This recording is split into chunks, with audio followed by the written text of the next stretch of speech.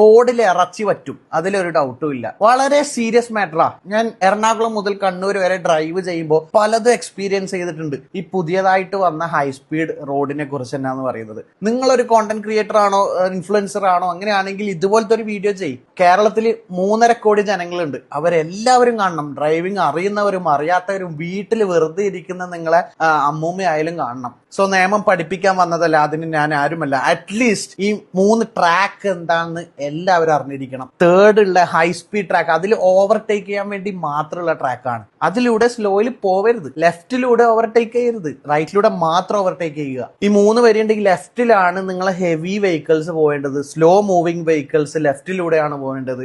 നടുവിലെ നിങ്ങൾ ക്രൂസ് ചെയ്യുക. നിങ്ങൾ പൊക്കോണ്ടിരിക്കുന്ന സമയത്ത് ഓവർടേക്ക് ചെയ്യണമെങ്കിൽ റൈറ്റ് സൈഡിലെ ട്രാക്ക് യൂസ് ചെയ്യുക. ഓവർടേക്ക് ചെയ്തതിന് ശേഷം back to normal, back to the centre ട്രാക്കിലേക്ക് വരിക. റൈറ്റ് സൈഡിലെ പാട്ടും വെച്ച് സംസാരിച്ച് പോകാനുള്ള റോഡല്ല, അതിലൂടെ സ്ലോലി പോവരുത്.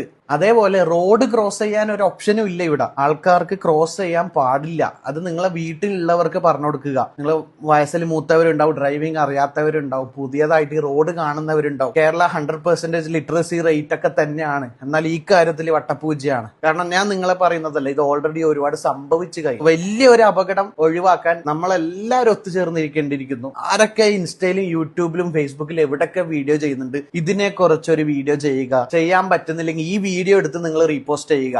നിങ്ങൾ ഈ വീഡിയോ ഡൗൺലോഡ് ചെയ്തോ, എവിടെ വെച്ചാൽ പോസ്റ്റ് ചെയ്തോ, എവിടെ ഞാൻ കോപ്പിറൈറ്റ് കൊടുക്കില്ല. റോഡിലെ ലൈൻ എന്താണെന്ന് അറ്റ്ലീസ്റ്റ് പഠിക്കുക.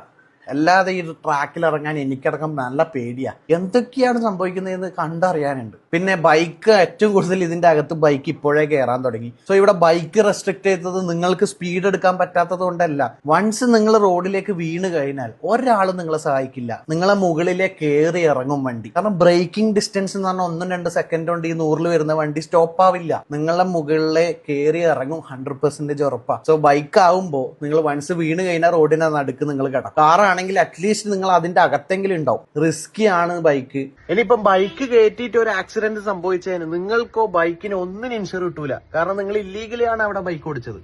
കാരണം അവിടെ റെസ്ട്രിക്റ്റഡ് ആണെങ്കിൽ നിങ്ങൾ കയറരുത്. അപ്പോൾ നിങ്ങളുടെ സേഫ്റ്റിക്ക് വേണ്ടിയിട്ടാണ് ബൈക്ക് ചിലയിടത്ത് റെസ്ട്രിക്ട് ചെയ്തത്. അതായത് ചില വെഹിക്കിൾ പാമ്പ് പോകുന്ന പോലെയാണ് ഈ റോഡിൽ പോകുന്നത്. ഫസ്റ്റ് ലൈനിന്ന് തേർഡ് ലൈനിലേക്ക് ഒരൊറ്റ ക്രോസ്. അങ്ങനെയല്ല, 1 at a ടൈം നിങ്ങൾ ലൈൻ ചേഞ്ച് ചെയ്യുക. ലൈൻ ചേഞ്ച് ചെയ്യുമ്പോൾ ഇൻഡിക്കേറ്റർ ഇടുക. ഇൻഡിക്കേറ്റർ ഇടുന്നത് ലൈൻ ചേഞ്ച് ചെയ്യുമ്പോൾ സ്പോട്ടിലല്ല, ആദ്യമേ നിങ്ങൾ ബാക്കിലുള്ളവർക്ക് നോട്ടിഫൈ ചെയ്യുക, ഞാൻ ലൈൻ മാറുകയാണെന്ന്. സോ ഇത് വളരെ റിസ്കിയാണ്. നിങ്ങൾ ഇത് അറിയില്ലെങ്കിൽ പഠിക്കുക, പറഞ്ഞു കൊടുക്കുക. സോ ഇത് സീരിയസ്ലി വലിയൊരു റിസ്കിലേക്കാണ് എല്ലാവരും പോകാൻ പോകുന്നത്. ഒന്നും പറയരുത്, കമന്റ് ഇടരുത്. ഞാൻ സേഫ്റ്റിക്ക് വേണ്ടി മാത്രം ചെയ്ത വീഡിയോ ആണ്. നിങ്ങൾക്ക് ഇഷ്ടമുള്ള പോലെ എടുക്കാം. Thank you so much.